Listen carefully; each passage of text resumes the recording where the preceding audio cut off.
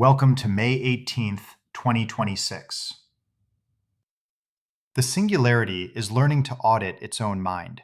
Microsoft's Nando de Freitas reports that one line of code is all it takes to prevent LLM agent delusions, by masking an agent's past actions from its history so it stops mistaking hallucinations for memory.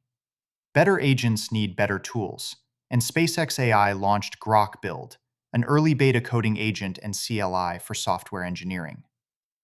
The frontier is no longer reliably American, as Chinese groups including ByteDance and Kuaishou have apparently overtaken the US in video generation, training on short-form libraries that advertising, e-commerce, and entertainment devour. Cheap intelligence also means cheap noise. Bug bounty programs are drowning in AI-generated vulnerability reports, with BugCrowd, whose clients include OpenAI and T-Mobile, seeing submissions quadruple in 3 weeks.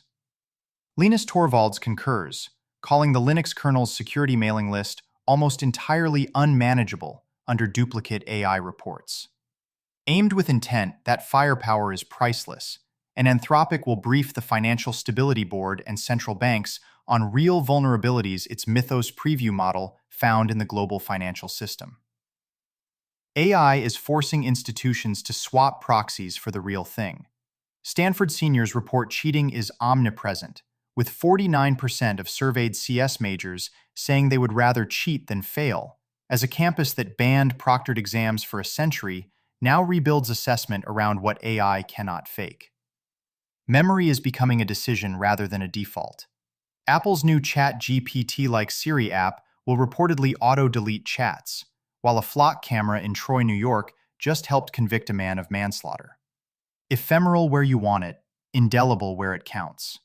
Even the friction is bullish, as students booed former Google CEO Eric Schmidt at the University of Arizona's commencement the moment he raised AI.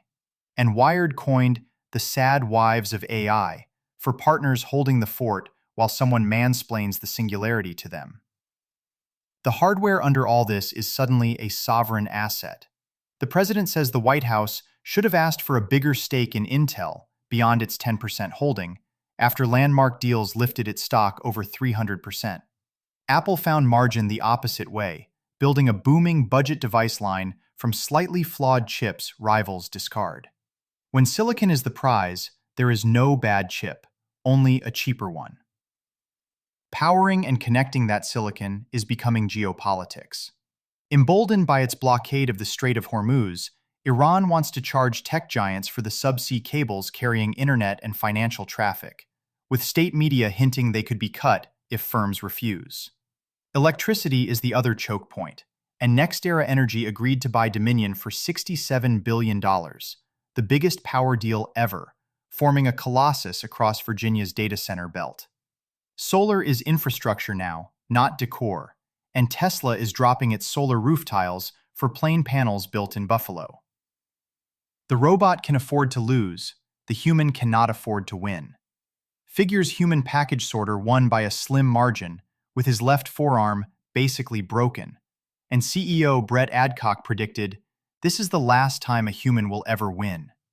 Capital prices the future before it arrives, and SpaceX opened for trading on Hyperliquid's perpetual futures at a $2.4 trillion valuation, the largest IPO in history, and Elon says Starship is built to lift over a megaton to orbit yearly. The universe's books are getting audited, as astrophysicists found tentative evidence for ultralight scalar particle dark matter near the GW 190728 black hole merger. Contact is increasingly a matter of testimony versus telescopes.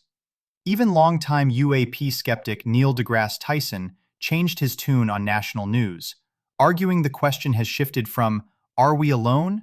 to "Are we ready?" and citing sworn testimony from military and intelligence officials about recovered craft and bodies. The president leaned in, posting an AI-generated photo of himself walking a cuffed gray alien in leg irons. The economy keeps repricing around the shocks. Leopold Aschenbrenner's Situational Awareness Fund disclosed 13 F positions in NVIDIA, ASML, Corning, and TSMC. Revenue is concentrating sharply, with Anthropic and OpenAI taking 89% of annualized revenue across 34 of the most mature AI startups. The courts cleared an old grievance, as a jury ruled against Elon Musk in his suit claiming Sam Altman broke a promise to keep OpenAI a nonprofit.